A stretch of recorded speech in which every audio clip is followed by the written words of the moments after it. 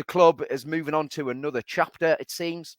Amanda and Mehrdad are going. Stephen, what are your initial thoughts? And have we got to sort of pay respects to what they've done? As I said, for the long run in time, they've been interested in Newcastle. I mean, starting on the latter point, yeah, we absolutely have to pay some respect to the pair of them for their involvement. I think a large part of them owning us at the moment is due to Amanda's stubbornness.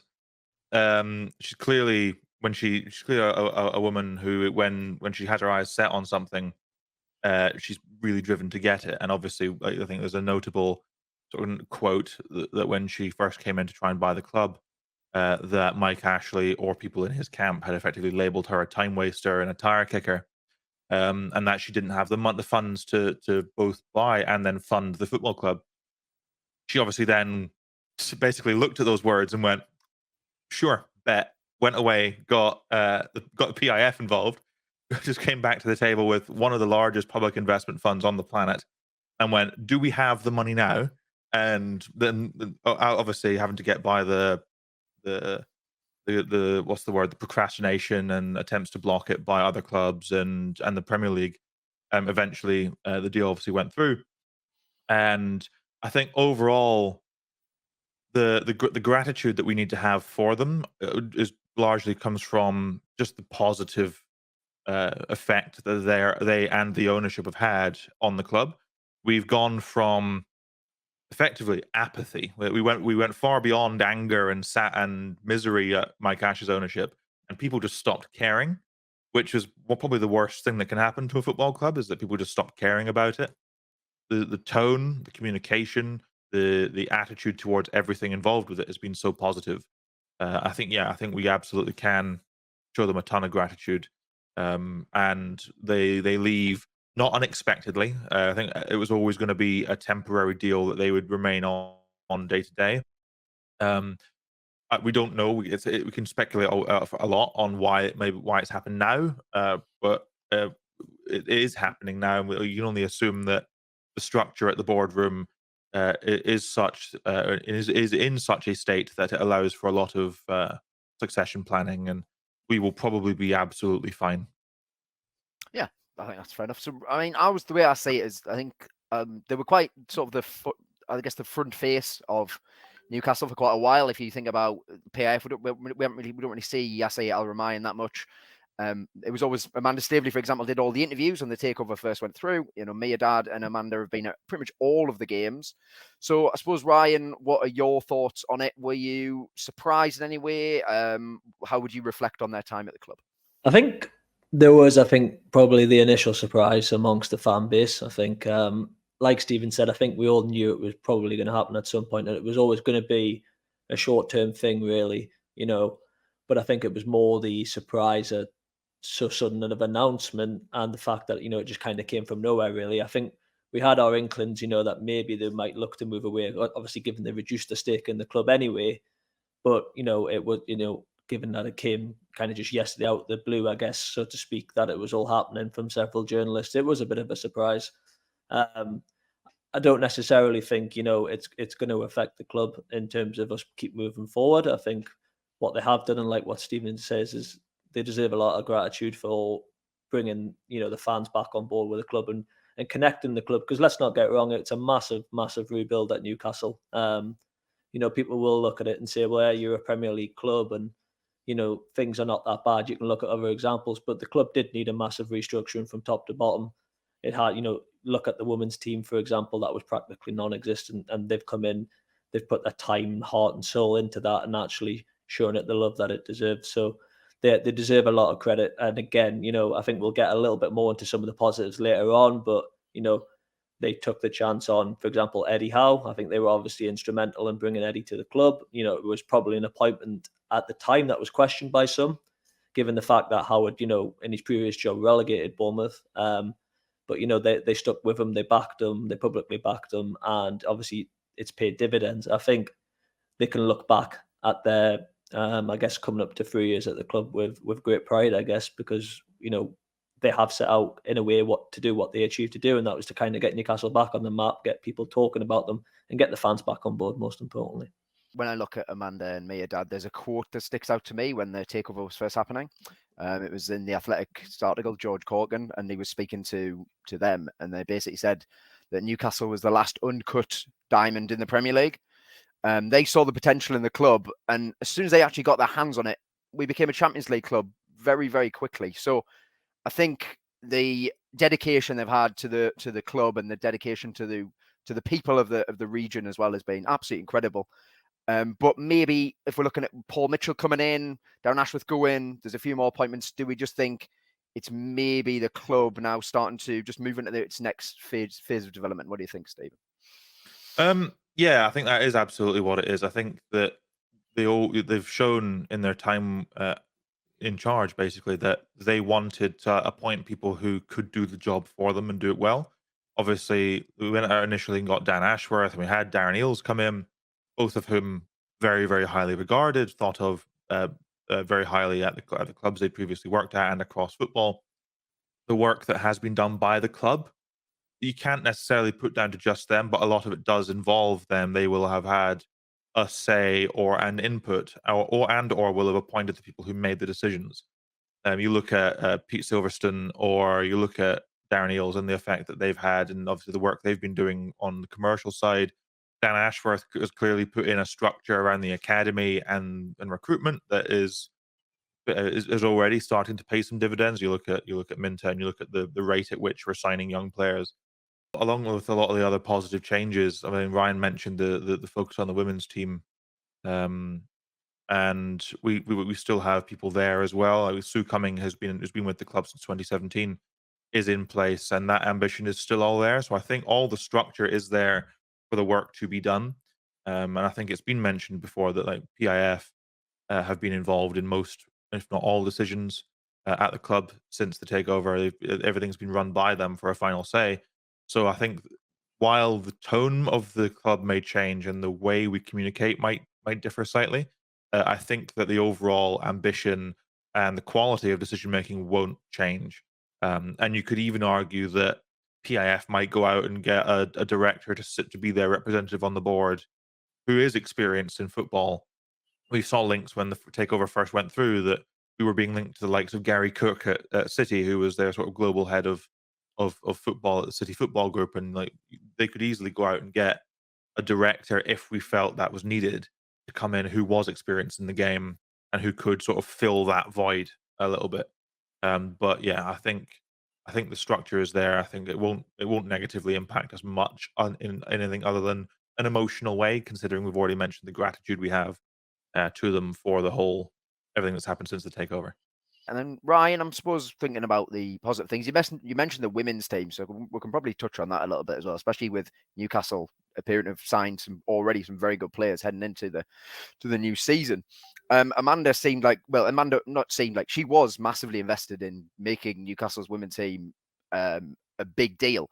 If we look at the fact that they started playing at St James's Park since the takeovers happened, etc. So I think that's one thing definitely that we can say that is something that she and Mehrdad were heavily involved in. What sort of other good stuff do you personally think that they've done right?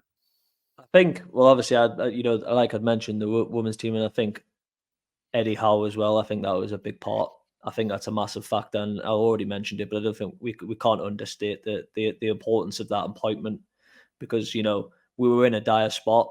We had a manager, obviously, that the vast majority of the fan base actively, was against, disliked in a way, in Steve Bruce, and that was such a critical appointment. We had to get that right, because we could have been sat here.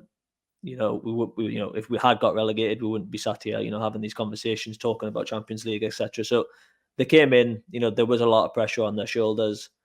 Obviously, Amanda had come in, made some big claims when she first came, and trophies, etc. Put a lot of pressure onto Newcastle.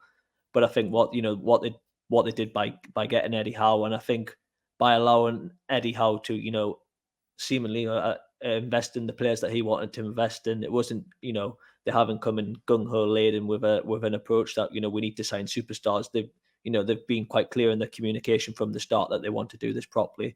And as Stephen says, the building blocks are kind of in place now, and we can feel confident that the club's going to continue moving forward. I think in terms of just their general passion and enjoyment for Newcastle. It's nice to just see an owner, that was actually invested in the team. We had Mike Ashley at the start, but that very quickly faded away. But just seeing, having their investment into the men's team and the women's team, and just having that positive character around the club made a massive difference. So I think they would be some of the major points I would highlight in terms of the things that that they did well. Yeah, definitely. I think we also forget that 1st January, when Eddie Howe had been appointed, there was no one else actually in place. So the transfer dealings were mainly done by Amanda and Mehrdad. So Bruno Guimaraes, etc., Dan Burn, etc. Obviously, Eddie Howe was heavily involved in that, but actually getting the deal sorted, they were so heavily involved in that. I remember reading so much about once the January was finished.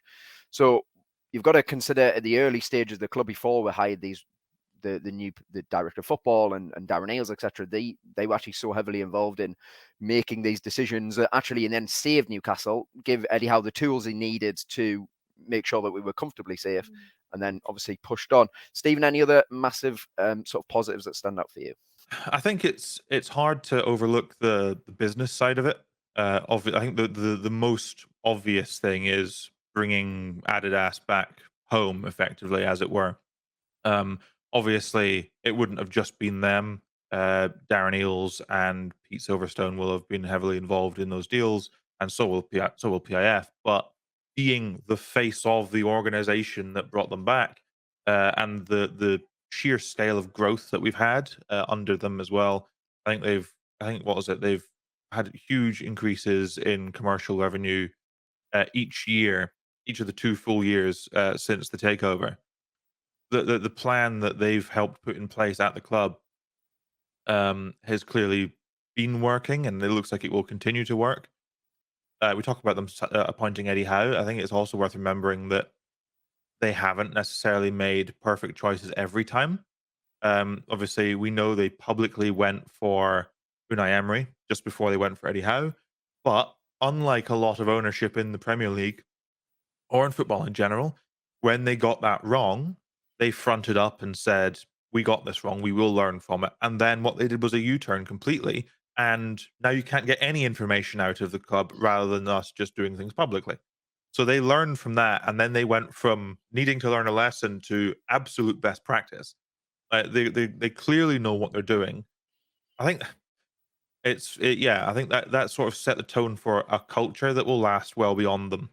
I think it's also worth mentioning the most important thing of all, which is cleaning the windows after not long after they joined.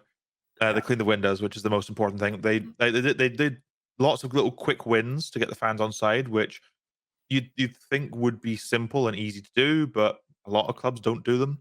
A lot of ownerships don't do them. Like usually, you hold up a lot of this stuff, like just the basics of care and attention to the stadium that a lot of clubs fail to do most of the time, or moving Shearer's statue onto club property. Like that might be very easily overlooked, but these are things that they did because it mattered to the fan base. Like obviously working out, like buying back the land across from the Gallagher and starting the feasibility study on the stadium and promising to look into the training ground whenever that will happen. Like all these sort of big initiatives, a lot of which they know and they will know very well that the fans will love. They've been at the spearhead of that, and I think that's all just as important as the signings and the Champions League football.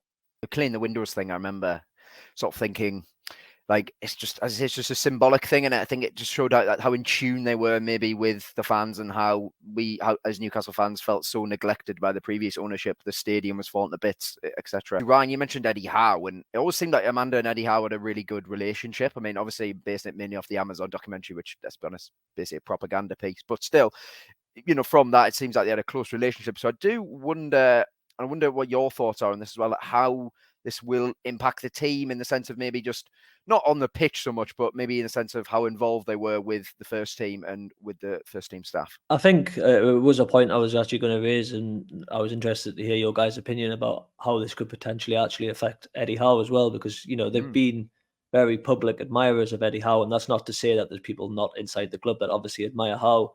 There will be, because of the work he's done, but it does obviously leave a bit of a question mark, if Eddie Howe doesn't start the season well next season, is there people now at the club, maybe now that Amanda and Mehrdad will be gone, that might start to run out of patience with Howe or something like that? Is that going to have a little bit more of a shift in expectation and demand in terms of what Eddie Howe should be doing at the club? So I think that's definitely one thing that'll have an impact. And then I think, obviously, with the players, like Stephen had mentioned, she was very close to the players, by all accounts, in and around the dressing room on match days. You've seen her in some of the photos after the games. And I think that's really important. It's something that they never had under Mike Ashley. You can listen to interviews in the past of, players like Kevin Nolan or whatever, basically saying that Mike Ashley was absolutely non-existent. I mean, they'd spoken to him a handful of times, if that. So I think, in terms of that relationship with the players, that's obviously something that will be missed by the first team squad, I guess. Not obviously, we don't know what's going to happen off the back of this, in terms of, like you said, are PIF going to potentially bring in someone to kind of be that front or not. But I think, the biggest question mark, I guess, would be that relationship with Eddie Howe, because, they have been and were instrumental in obviously bringing Howe to the club and probably a big part of Howe's success as well, by creating that environment that he can, thrive in ultimately. Yeah, I mean, you raise a really interesting point there, Ryan. I mean, I think on the face of it, you could say this is quite a superficial thing, leaving for the team, but the Eddie Howe point is certainly, it could become an issue later on down the line if, as you say, the season maybe doesn't go as expected. I mean, what are your thoughts on that, Stephen? I don't think it will affect Eddie Howe much. I think that it would be very easy. I've sat, having communicated with board level people at my own employers and stuff before. It's very easy for you to think that, like, your main contact leaving and then suddenly there's no contact or no great relationship. Darren Eales doesn't strike me as the guy to be cold towards Eddie Howe. He's been very publicly supportive of him when he has had his interviews. I expect Darren Eales will be that guy who will work very closely with both Paul Mitchell and Eddie Howe, just to make sure that there's good communication across the board.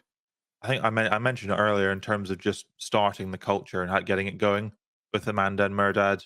I think they put in place that culture of support and collaboration, and that can be very important in large organizations. And I think it will just continue rather than go backwards. I'm not particularly concerned about it. I wouldn't be too bothered in that regard. Ryan, how would you remember Mehrdad and Amanda's time at Newcastle, and I suppose what would your words be to them? Look, I think being the face of a football club is never an easy thing to do. And let's be honest, especially not at Newcastle. We've seen when times are good at Newcastle, we can ride a hell of a momentum wave. We saw that, the season before last, and, that second half of that season where we managed to jump ourselves into a mid-table spot when we looked pretty much destined for relegation. Things can turn bad pretty quickly. People can get on your case, and there is going to be a lot of criticism from the wider media, wider public as well. But ultimately, I think it's just an overwhelming gratefulness and thankfulness for what they've done. Like you said, Jack, they've been trying to pursue this now since 2017. A lot of people would have given up, but they didn't. They brought, two very big investors to the table alongside themselves, and ultimately, they've turned the club's fortunes around massively. You can see it in our expectations as fans. We've gone from a team that, even 2.5 years ago was absolutely delighted to win a game and we were just trying to stay up every year, to now, we're pushing the other end of the table, which is what we've always wanted ultimately. And we're also building a good set of, characters and a good squad ultimately around around the club as well. So I think, massive thanks to the both of them. I think, we will see them still at the ground, even if they're not involved in the day-to-day operations, and they'll always be welcome and popular, I would imagine, in this part of the world. Yeah, Stephen, Jack, what are those thoughts? Yeah, I would. I mean, I think it hasn't been perfect. Like, there has obviously been a couple of hiccups here and there, most recently with the PSR stuff, but you cannot fault the intention behind everything. Like, even the dips, even the what you could call downsides, were all from a position of being a bit ambitious and wanting the club to be the best it possibly can be. And George Calkin at The Athletic normally puts it best when he says that when you step back and look at this ownership, you can trust that in 12 months' time the club will be in a stronger position. And I think a large part of that is due to Amanda and Mehrdad, and I think that will continue. I don't see a reason to give up on that mindset. And I think, yeah, like Ryan says, a lot of gratitude towards them.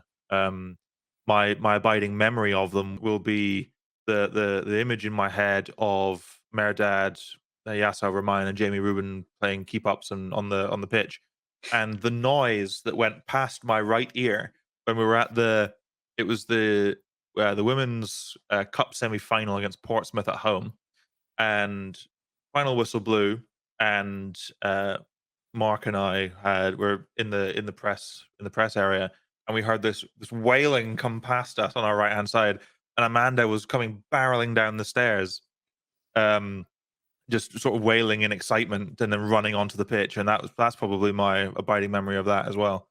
Nothing but gratitude and appreciation. Lads, thank you very much. Absolute pleasure, as always. My message to Manda and Mehrdad, thank you for getting rid of Mike Ashley. That is all from us this evening on the NUFC 360 podcast. Remember to like and subscribe, and we'll be back with more content from passionate and loyal Newcastle fans. We'll see you soon. Cheers.